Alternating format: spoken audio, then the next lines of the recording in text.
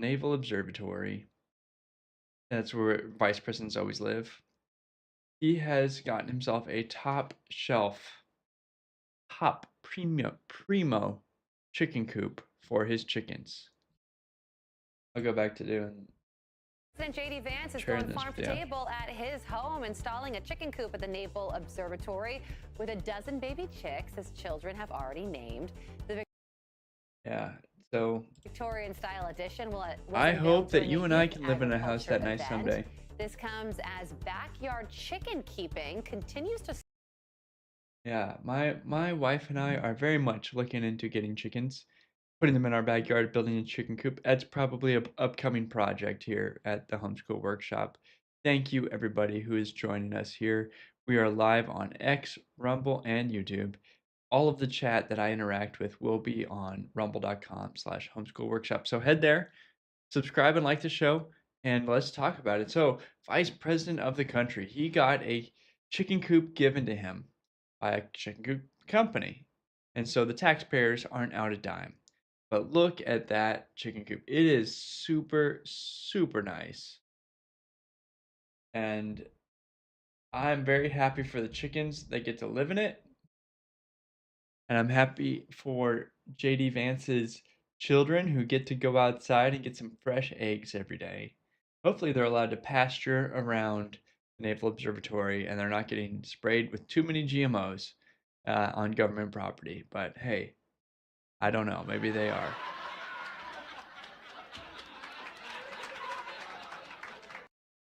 Anyways, I am Brian Piotr, father of 5 and owner of No Chickens.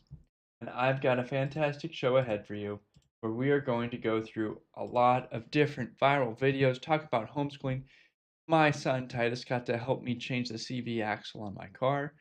I recorded some of the work he did. He did a great job. He's a fantastic 8-year-old hard worker.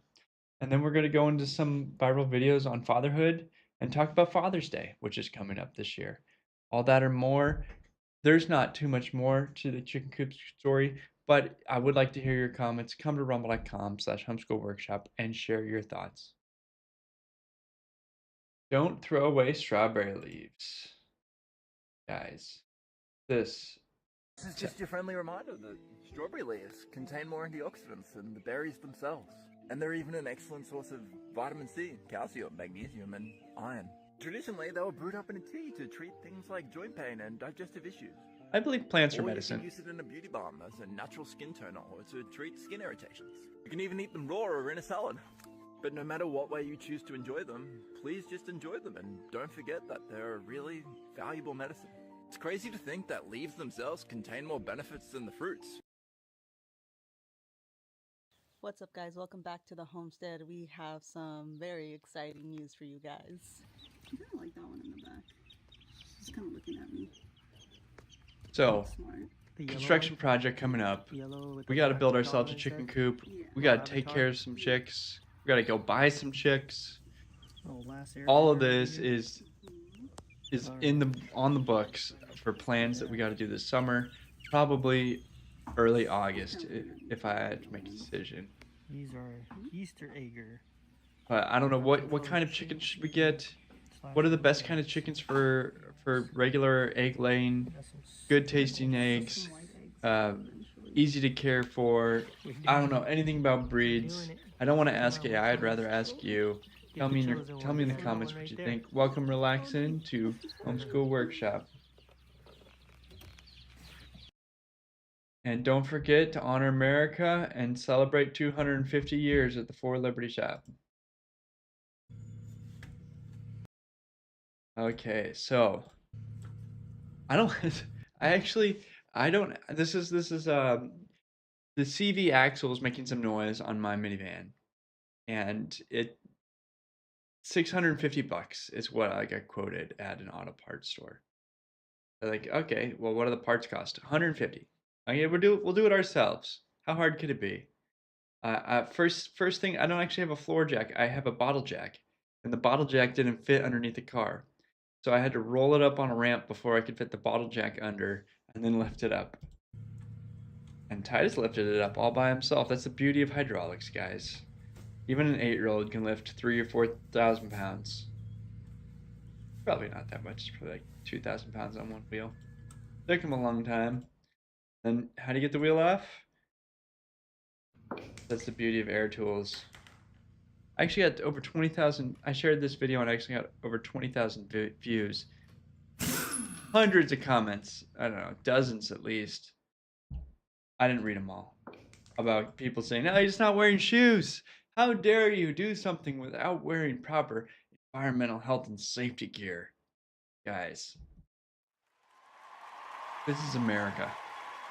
Use your common sense. I believe in safety, but he never had his foot underneath or near something that was heavy. And if the wheel came off right there, I don't know, wheels don't magically jump off and fall on your foot. Uh, he got the thing off and the wheel was still on, just hanging on like it always does on the bolts. And I came and grabbed it off. And the whole time we were talking about how you don't physically go under the car when it's being held up by a jack unless you have a second jack or a second jack stand. And we talked about safety, but also we use common sense. I believe that being barefoot is totally fine if you're not going to do dangerous things. And to be honest, when things are really heavy, a little shoe does nothing to stop anything from happening. If you're talking, you know, 100 plus pounds dropped from over a foot, doesn't matter. If a piece of steel 100 pounds heavier or more drops on your foot, if it's not a safety toe shoe, it doesn't matter if you're barefoot or wearing a shoe. It's like you're gonna be in a lot of pain either way. It's better to learn to be safe and barefoot than to think you're protected because you're wearing shoes and then lose a toe. In the school system, they don't want us to learn about money because they just want to pump out good employees that do what they're told. I mean, if you look at school, it's opposite of what it takes to be successful in real life. Don't make a mistake. Do as you're told. Take tests by yourself. Don't cooperate. Do it by yourself. Do it on your own. And the last thing was, oh, there's only one right answer. No, there's tons of answers to a problem. So you come out of school scared to death of making a mistake. You do everything on your own. You don't cooperate. There's no synergy. There's no brainstorming. And there's only one right answer. Everybody wants to get the right answer. There's no one right answer. So I think people come out of school paralyzed. I think the school system is criminal in that it kills a child's spirit of learning. You know, a child goes into school all excited about, yeah, I'm going to learn and it's going to be great. And then the teacher says, sit down and shut up. There's only one. Guys, I agree with that 100%, 110%. I've been in circumstances as an adult where there's really no wrong answer, where you really could do it either way. We just have to decide, and people get frozen with decision making. Like, which one's better? Let's all agree on one answer. Like, should we peel the apple and then slice it, or should we slice it and then peel the apple? One might be more efficient, one might be better, but if we sit around talking about it forever, we'll never actually have the thing we're trying to get to. So let's just make a decision. Like, people in public schools are taught that there's only one right answer, and you got to work together as a team and study and memorize and get the one right answer. Truth is, life is free form, and it's free, free. No limits on lots of things for you to make decisions on what you want to do. When I say don't make a mistake, making a mistake is impossible to avoid. You're going to make mistakes because you're a human. In fact, it's better that you make mistakes earlier and faster so that you can recover and keep going rather than be in fear of making mistakes. Do as you're told. That works if you're going to limit your life. You can't do what your dad and mom tell you to do forever because, Lord willing, you're going to outlive them. And eventually, this is your life. And do what your employer says to do unless you're going to be in a very limited role. They might put very good limits on you, but ultimately, the highest paid roles are all relying on you to be creative and come up with your own solutions. You solving problems without needing someone from above you is the way to your highest level of employment or working for yourself. I think that uh, any upper level management, it just waits on the CEO to tell them exactly what they do at a big company. They're expected to deliver results and not no one needs. You only go up a level when you're skilled when you don't have your first clue about what the problem is, or it's like a real financial liability or like a real problem that's. You're not asking what to do in any of those circumstances. You're saying, I got no clue about the right decision here, and I really need you to make a decision on this at your level. Not what am I supposed to do here in this situation. If it's in your power, you should figure it out on your own. Don't cooperate. Do it by yourself. Do it on your own. There's only one right answer. All of those are lies by public schools. The purpose in the real world is to get stuff done, not to have it be all on your credit and not be able to look off the other person's sheet. But to work together and actually deliver on something is the goal. It's like, I don't care if I get credit. I'm working on delivering something. That's the whole point of it. School is nothing but school does not really matter. I know that's going to trigger a bunch of people, but we've been dumbed down to think that we need school to be successful. We've been conditioned to think this way through school. That's the whole point of it. School is nothing but conditioning to think a certain way, to act a certain way, to believe a certain way. All true education and learning comes through doing, through pursuing, through curiosity, through inquiry, through research. I didn't say that education doesn't matter. I said school doesn't matter, because education you can get everywhere. I'm simply saying that school is not the only way to become educated. There are many paths to the same destination. You do have to have skills. You do have to have competency. You do have to have self-discipline and obviously knowledge. You can do that by pursuing your interests, your goals, your aspirations, your passion. School does. Absolutely fantastic.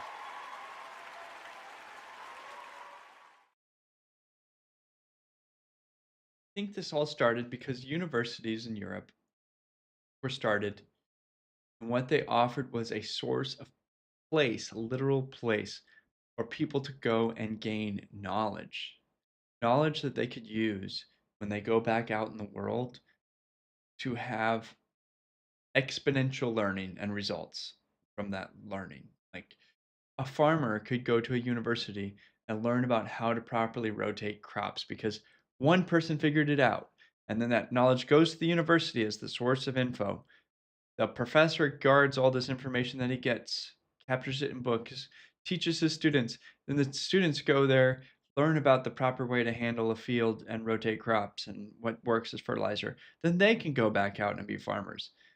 That worked for law, it worked for science, it worked for agriculture. That was the system, and the system was fantastic because dedicated full-time learning where the information will have like a huge difference on your life and performance is extremely valuable, and I am 100% for that. That is exactly what every single human needs to be successful. A focused learning of skills and a structure to uh, develop discipline, and like there's a long list of benefits from going to school. I'm not going to argue against a single benefit. It's just that the structure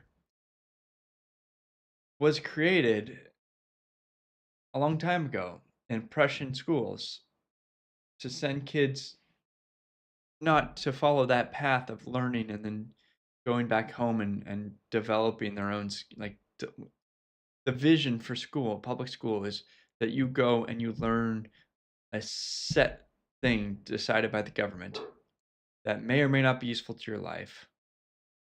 In fact, it's all the incentives for the government and what they write for your school is in their interests, what they wish their public school kids to learn. Some legislature or appointee decided that you need to learn about this, and maybe 50 years ago, and so that's what your kids are learning. The overlap between what that school system teaches and what is useful in a kid's life used to be closer to 1-to-1. It was never perfect, no system's ever perfect, but let's say 1890, it was better. And ever since, it's been drifting apart until the point that we're at now that the overlap is actually maybe barely there. I think school teaches kids how to show up to someplace every day on time. That is a legitimate skill. Let's see. It teaches them basic addition, subtraction, multiplication, hopefully, at some rate. After that, I feel like it's almost a complete waste of time for everybody there. And homeschooling grows and develops a love of learning and the ability to develop skills that matter to the child and for their life. It should be pursued wholeheartedly. And separate from that, AI is kind of taking all of our jobs anyway, so why not just build a relationship with your kids? Protect them from prison school. And here's that next post on that topic.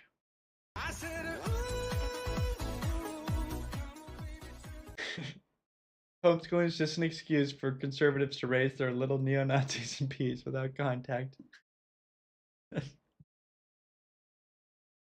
I don't believe what that person said, man or woman's sentiment as far as how we're so evil, but absolutely that's the point, is we're supposed to just be able to brainwash our kids in what we care about as human beings, not whatever other people care about.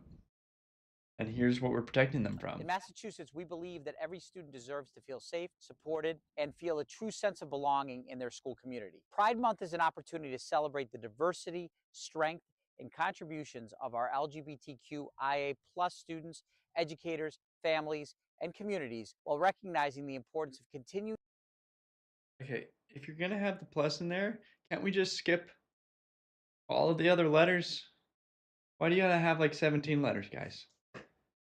To build welcoming and inclusive spaces for all. To everyone celebrating this month, we see you, we value you, and we celebrate you. Happy Pride. Pride is a sin.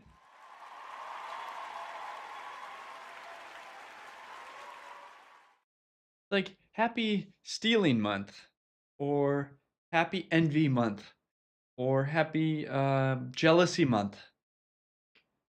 I don't know how pride it became the word, but it's a terrible word. It's a sin. You should definitely not have pride. Pride goes before the fall, right? And you don't want to fall.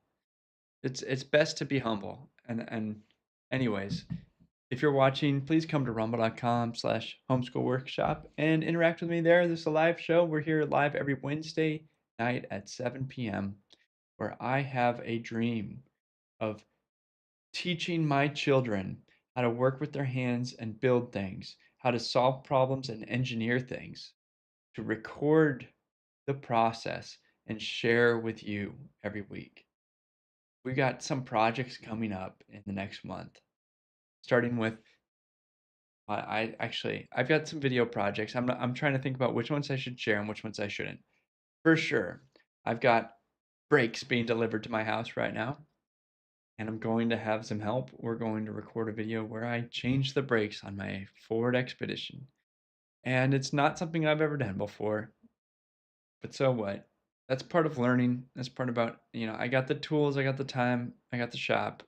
Let's figure it out together, show my kids learning a new skill set, and I hope that what I'm doing here inspires you to do the same with your children. I want you to have as many children as you can. I am here. I'll pray for you right now. Lord, I pray for the viewer watching this that they be blessed with many children. Hope you take that. Hope you accept that prayer. And I want to see you be inspired to homeschool and take a place as a father in your child's life, initiating whatever it is that your special skills are or your desires for your kids to learn, and taking a leadership role to teaching those skills and showing those passions to your children. Because what else is there? What other things you got going on for your kids in life? You want to you don't want to share and outpour your passions and skills onto them. Somebody else is going to bleed it out. And it might be just Netflix. It might be that guy talking about the plus community. You better be you. It better be as a dad sharing what you care about with your kids. And that's my dream for this show is I want to do that. I want to build out projects with my children, record them, put them together and share them with you and inspire you. And have it be just a positive loop that just goes over and over and over where I have more fun with my kids and I share it with more people. And that's the long-term goal and not going anywhere. Homeschool kids And be like, remember, kids, the next time that somebody tells you the government wouldn't do that, oh, yes, they would. And remember,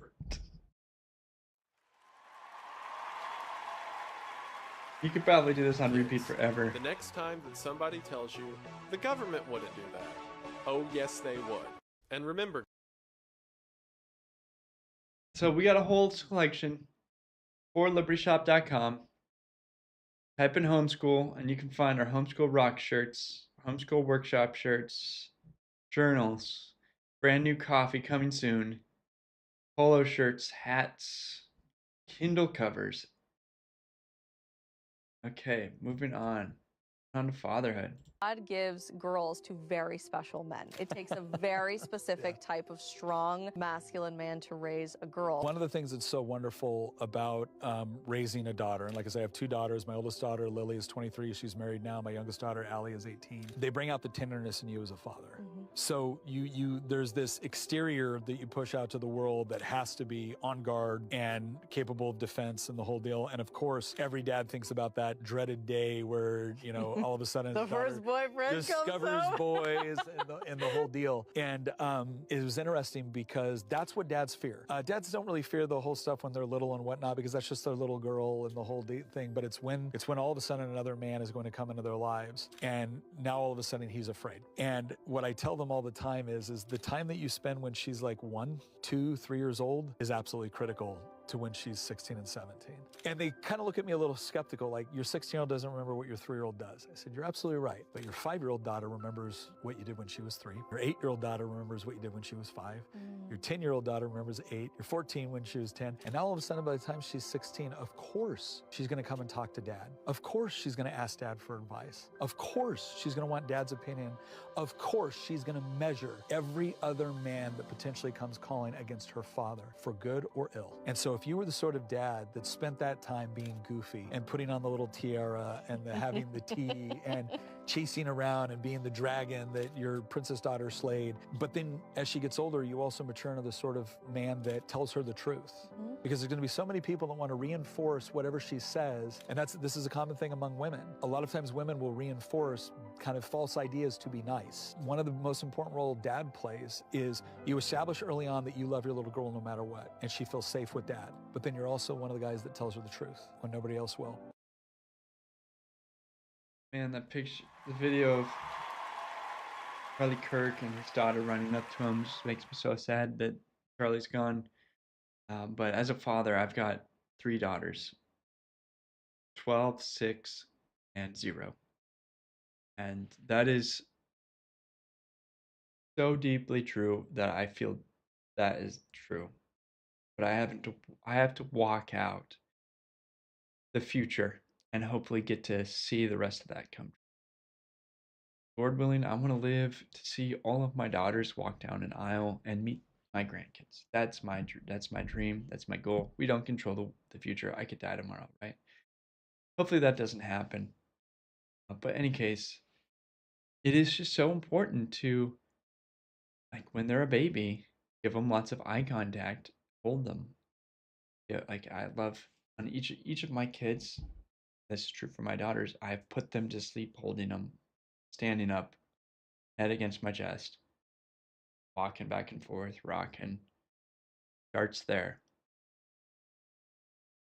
Change their diapers, go on walks with them, ride bikes with them, push them in strollers, all the way up to 12. I am at 12 right now, and I do need to do what has become hard is one-on-one time with everybody. I think it's still very important, but as the family has grown and there's 5 of us, even many of the girls' trips it's been me and it's been 2 girls and me, right? Or the older 2 and me, or the younger 2 and me, or I'm going somewhere and I take 2 people with me. The one-on-one time gets less and less, and it definitely feels like uh, an impossible task to figure out how to actually get regular alone time. But I need to start building that up again, especially at 12.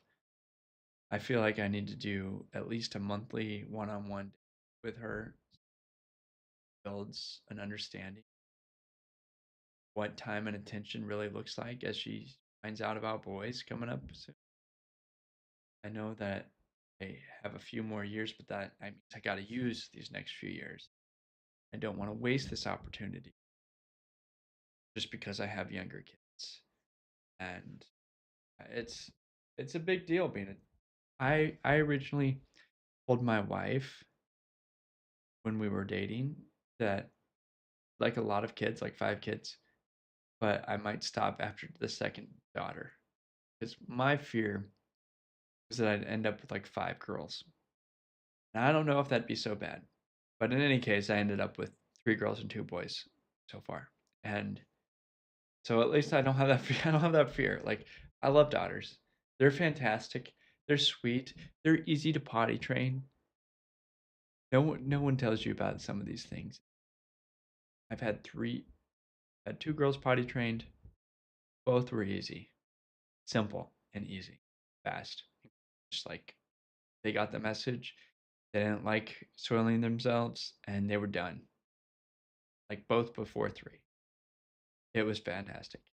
Both boys have been at that age, at 3, a struggle of like constant communication and trying to get them to go potty. And they understand the concept. They will look at you in the eyes. Like my oldest is obvious. My 8-year-old's obviously been potty trained a long time. But my 3-year-old right now, I'm going through this right now. Caleb, if you watch this video in like 20 years, I want you to know you've been difficult to potty train and that you understand the concept at 3 and you just don't care. It's so hard. Boys are so funny. I wonder if I was the same. Uh, Mom, if you're watching, let me know if I was the same, if I was the difficult one of the 3, or if maybe it's just my family.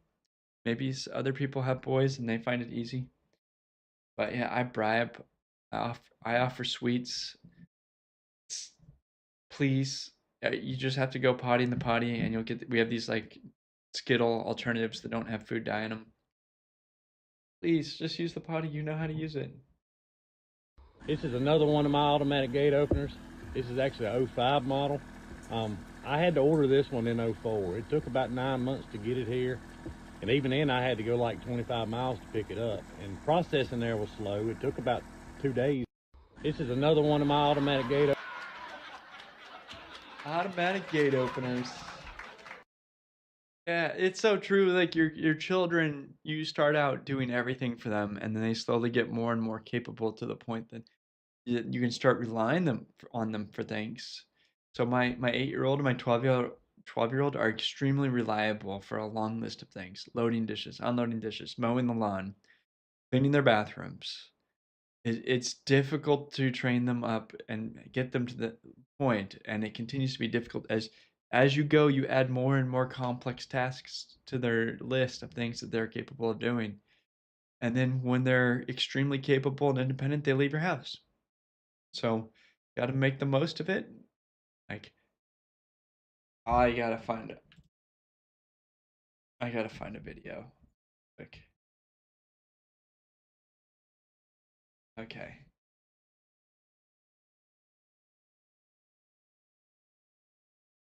What are you learning about Quinn? But again, it's cheap ways to clean with stuff you can find. She's holding a baby, holding my beautiful daughter Lucy, and watching a show about how to make a cleaner. Using essential oils to make some cleaner. Well, no, to make it smell good. To make it smell good? Mm-hmm. And why would you want to make your own cleaner? So it's because it's cheaper. Cheaper, save some money. Mm-hmm. I love the grind. I love the grind. I love my daughters. And that's something that you didn't have with the first baby. The ability to hand the baby off and let her be held by a third person besides mom and dad. We didn't have that. And with the 12-year-old, she can hold the baby on her lap safely, not drop her, and it's fantastic. And that's just it's a blessing that the youngest is gonna have this relationship with not just mom and dad, but 4 other people that love and care about her. Every kid is a blessing, but like the youngest one always gets the most love because they were there with the most other people that cared about them. The only child is seriously deprived, and there are many very successful only children that I'm happy are around. And I'm only one of 3, so one of 5. They're all the kids are more blessed. Copyrighted music. What a great idea. Where should I build something like this? I've got a rock wall with bunk bed, my boys' room, but I've got an unfinished basement. Totally put those kind of bars in. I wonder where I could get those bars. Probably the answer to everything seems to be Amazon. You're like, I have no idea where they sell that. Check Amazon. But yeah, that'd go right into some uh, joists, floor joists, and then I just need a pad. I mean, do I need a pad? I mean, I've got my basement 10-foot all ceiling. I better get some kind of pad to fall on, or like go find.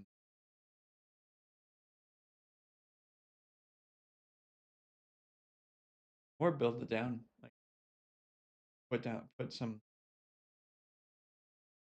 4x8s down to 2x8s, 2x10s, lower the ceilings so they could fall onto the.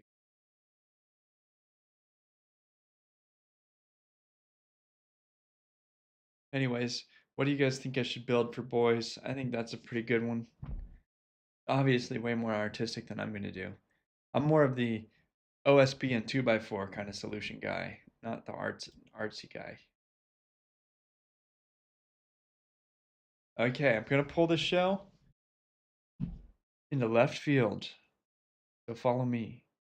I want to just reach out and let everybody know that C-sections are not simple or easy. When someone says C-sections are the easy way out, fascia, ab muscle. I don't know what that say that. Your uterus. Every single one of those layers has to be cut to get to the babies. And that means they got to be sealed back up after the baby's out. That's just the mom. You got to recover from that. So can you imagine having to take care of the baby the next day at home? And you literally had just had surgery on top of everything else you got to recover from. You can't sit up. Your abs are literally cut after being pregnant.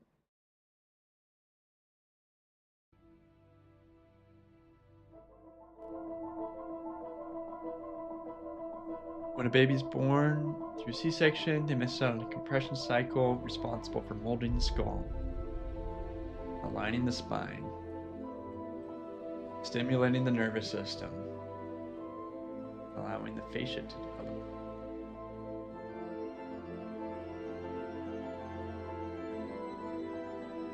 Modern world reverse these problems.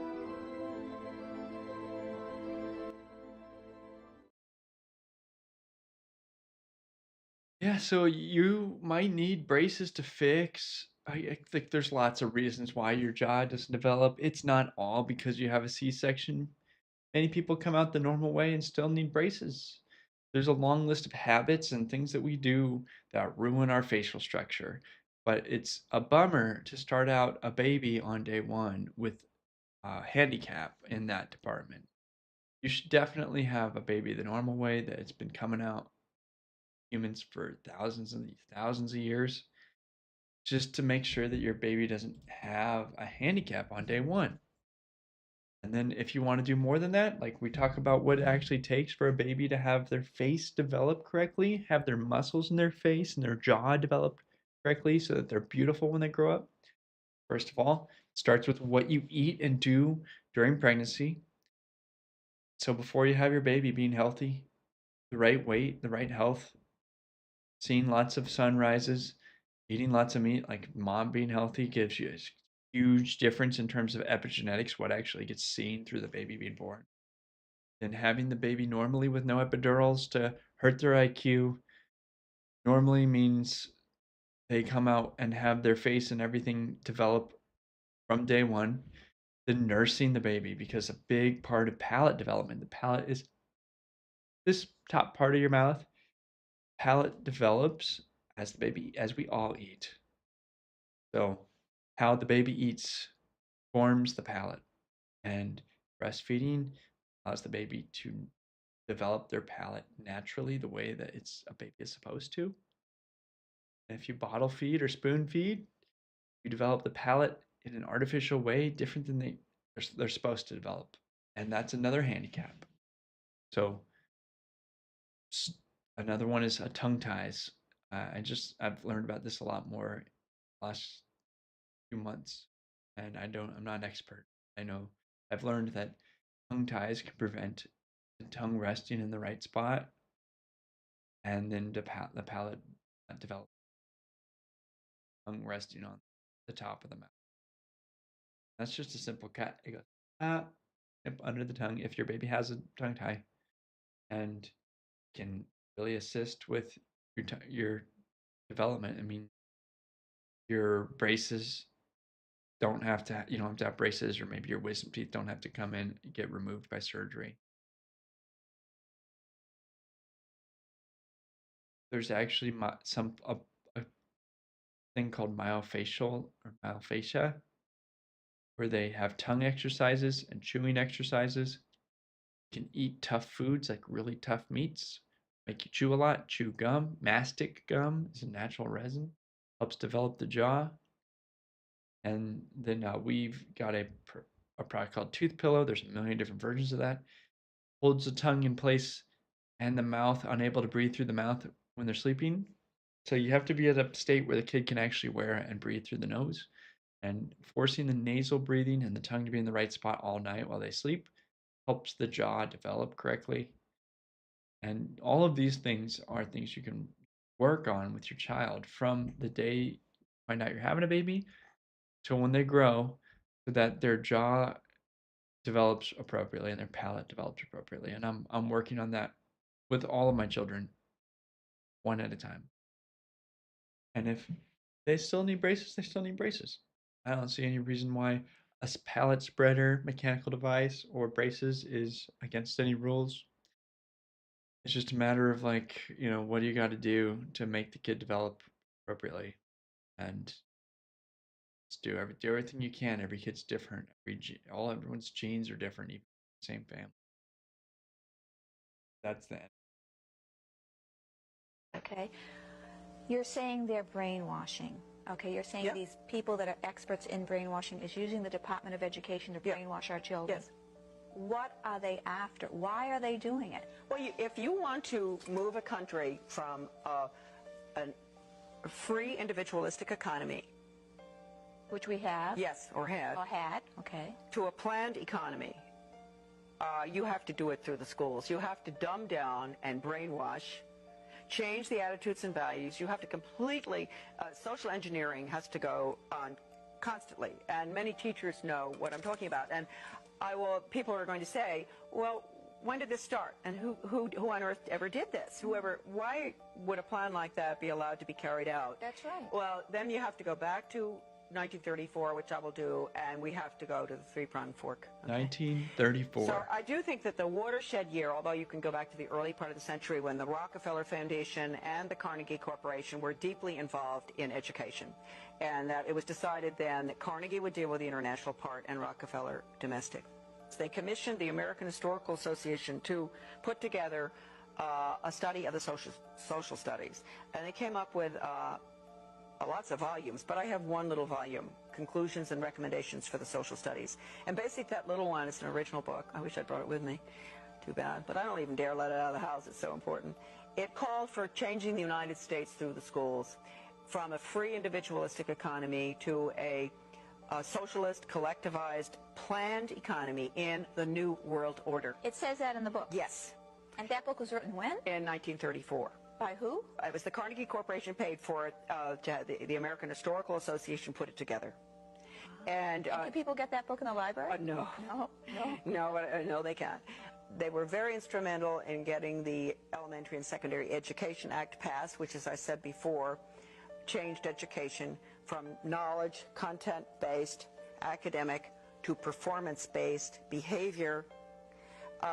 And from that time on, because that was necessary for what we're looking at now with school to work agenda is the planned economy is performance-based. So they're training workers. They're training not little thinkers, worker not bees. leaders. Exactly. At that time, you had a general, Buck Chisholm, a Canadian general psychiatrist, who was a very close friend of Alger Hiss's. And he gave a speech in 1945 to the World Health Organization, which basically recommended getting rid of the conscience. Wow. Yes. And he said we would do it through the schools. We would retrain the teachers to be little psychiatrists. He said it is an international system they're looking at. They're going to change the behavior of the children. They're going to change the teachers' training. They're going to do everything. He told them everything. Guys, I don't think that the people running current government schools even know how the system got to where it is. They don't know that history. That history is available for them to find out online. But it does come from the training of a teacher. They walk through a standardization process and go from A to B without being told the reasons and methods behind their system for why they're doing it and what the goal is of the child. It's just like, here's how we teach kids, here's what we teach them, here's the curriculum, here's how much you're allowed to do this. Then they've got free YouTube time at 10 a.m. and they don't play outside because it's either hot or cold, either way. And yeah, it's Carnegie, Rockefeller, early 1900s. We have that in America. Thank you. What a bummer. You can escape that though. Homeschooling is available for everybody, and there's a million ways to do it. So let's say I'm not going to bring up anybody's specific jobs or types of things. I'm just going to talk through scenarios, and I hope that maybe you have a scenario that fits in there. You and your wife both work, okay? What if one of you takes a night shift job or a second shift job, and you figure out how to alternate your schedules so that one of you can be at home with the kids and homeschool them? You sleep in there somewhere, and the other person works. You both have jobs, okay? What if you literally move someplace cheap enough where you can have, okay, you really just need one adult that cares about the kids to be able to have time with them. What if one person works part-time and you have the kids with grandma until noon, and then mom comes home and teaches the kids from noon to 4. That is more than enough time to home. Or maybe let's say you both work daytime and you have no family around, and you have the kids in daycare, whatever, like where could a kid be? That's really all public school is. It's really just daycare, right? Like, so you got to figure out a way. Like, there's a version where you teach the kids after work, and you just had the kids do something all day. But the problem is mainly people see public school as a daycare, someplace for their kids to be. Like, what do you do during summer? Whatever you do during summer, you can have that be all the time, basically. Or alternatively, literally pick up and move across the country for a job so that one person can stay home and the other person can work. And then you just live below your means. I've had multiple years where I only had one car. And you could live on one car, and it makes life more difficult. It means you can't do a bunch of things because you only have one car in America. Or you take a job that pays less that works from home so that you can live someplace cheaper. like work remote and then move someplace really cheap. I think it does require, it's guaranteed to require sacrifice to homeschool. They don't want to make light of the fact that you're sacrificing. Just want to point out the fact that sacrifice is going to be worth it. That the ROI in terms of time and the way that your kids turn out is going to be worth the loss of 30, 40, 50, 60, $100,000. And then there's also scenarios where you're divorced or separated, and public school is the only solution because one parent doesn't want to do it and the other person does, but you have to both decide for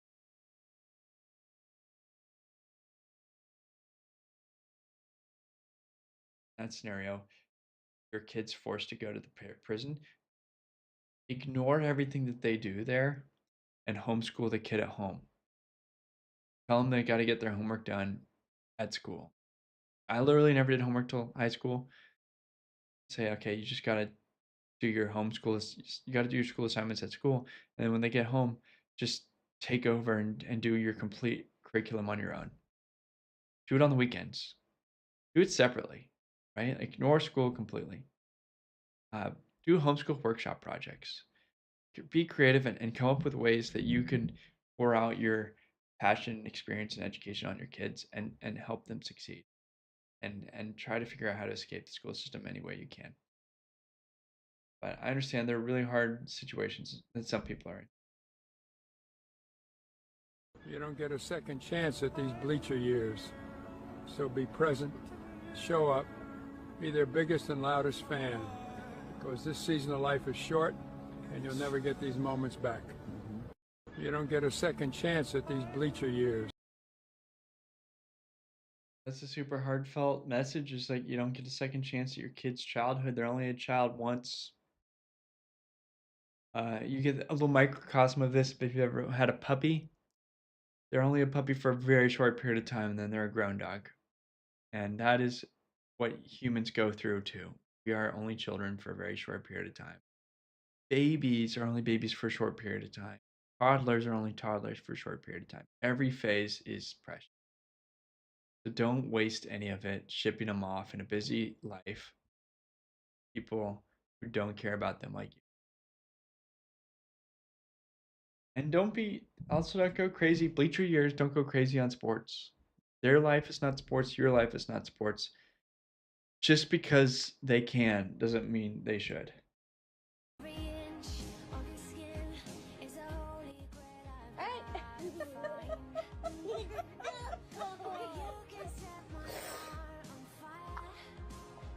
I don't think that'd ever get old. It's so crazy to have a little human inside your belly. And as a man, I'll never understand it, but I've seen it enough times to think it's just incredible. A miracle. Oh my gosh! You feel that?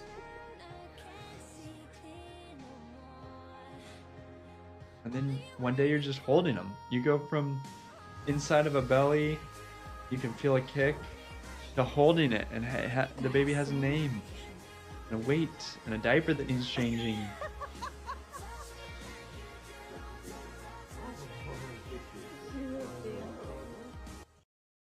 I just had my baby number 5, and she was born in February, and we had her at home. And all of the children were able to come over and see the baby when she was a minute or two old. Like her first cry, and all the kids were running in to see the baby. And I don't think it's a scar for any of them. I think it was a fantastic experience for them to see their baby sister. And the baby came out at about 10 or 10:30 maybe p.m. And all the kids were staying up way too late and watching a movie in the living room. So it was, hey kids, your baby sister's here, and they all ran in and saw the sister, and that was just a fun play. I definitely have babies at home. I don't like. There's no version of that at a hospital. Hospitals are lame. They say like only one visitor at a time and all this, and visiting hours are between 8 a.m. and 5 p.m. or whatever, and there's all these rules about it. You can't have that same experience if you don't have your baby at home. And you know about most complications way in advance, so you know if it's going to be mostly complication free when you're close to the end. Here we go from babies being born to babies being adorable. Makes me want a donkey. Wouldn't that be awesome, having a baby donkey? I know they grow into big donkeys. This is like little Shrek.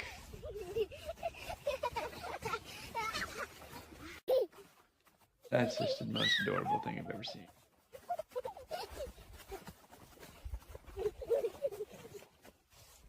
I feel like this end of my segments, I should just call it the other thing. The other thing about being a dad is all the things that you remember that were really fun that you stopped doing because you got old. You're too old for that. You get to do them again, and it's okay because you're playing with your 2, 3, 4, 5, 6, 7, 8-year-old. You're sharing something with them and playing with them and being a good dad. So, water parks, water gun fights, Nerf guns, all the things that you want to do, you can have fun doing with your kids that it would be just weird and unacceptable to do by yourself as a grown adult by yourself. But you add in your own children and you have the freedom to go nuts. You can just play your little heart out and it's not weird or gross or anything because it's with your kids. Playing catch, going outside and doing something silly.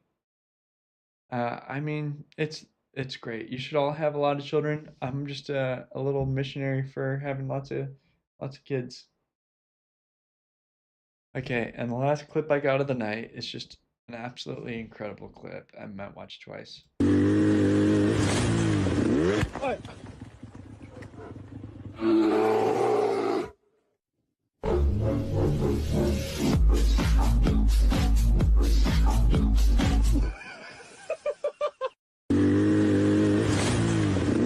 AI is getting so good.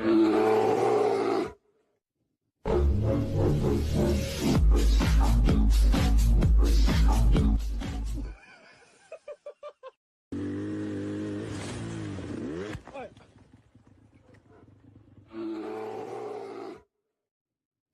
Alright guys, I love this clip. It's totally off brand for everything that I do, but I love this clip. So forlibertynetwork.com is where you go to join the Discord for this channel, for this show. Accept invite. Open Discord. Don't switch. Oh man, it's not showing browser.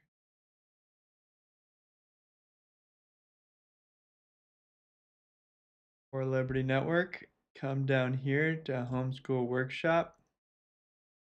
Join the chat. Most chat happens in the general, but come to forlibertynetwork.com and join the Discord. Go to For Liberty Shop and honor American freedom.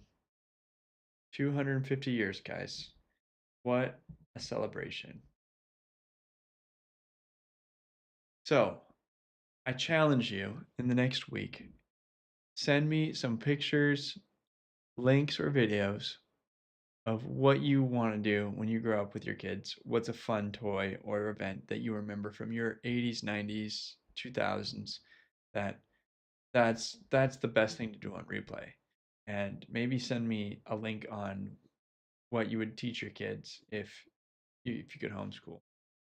And guys, that's it for tonight. This is the For Liberty Network. I am Brian Piotr, and we are here every Wednesday night at 7 p.m. sharp and Eastern Daylight Time right now. But that's it. Father's Day. Father's Day is coming up on June 21st. It is the longest day of the year. It is Father's Day. That those two things do not always line up. And it's an incredible combination because I really, really enjoy summer weather, and it's the first day of summer, right? Everybody who goes by the school year goes, oh, summer is some other day when the schools are out, but really the first day of summer is June 21st, and we go by the actual calendar in my family. It's spring for like another few days. On June 21st is the longest day of the year. So what we're doing this weekend, we're gonna have a bonfire that starts at 7 p.m. and goes until dark. Sun sets here about 9:40. So latest, we're all gonna have the longest day of the year on the longest night of the year, or the shortest night of the year, and just have a fantastic bonfire. I'm planning on spray painting a football field in my backyard, and hope that enough people show up that I can have a pickup game of football. That's my dream. That's what I want to see this weekend. My Father's Day would be perfect if we had a 11 on 11 football two-hand touch game and a giant bonfire. And I'm gonna see how much wood I can stack and get going because I'm going for basically how big can I go? That's how big I want to go. I cut down a tree last year in the fall, so got plenty of firewood. You should definitely go celebrate the longest day of the year and Father's Day and enjoy being a father. Call your father, hang around other fathers. It's a great thing to celebrate, and I'm 100% behind it. And I will hope that I can take some video to share with you guys. So that's it for homeschool.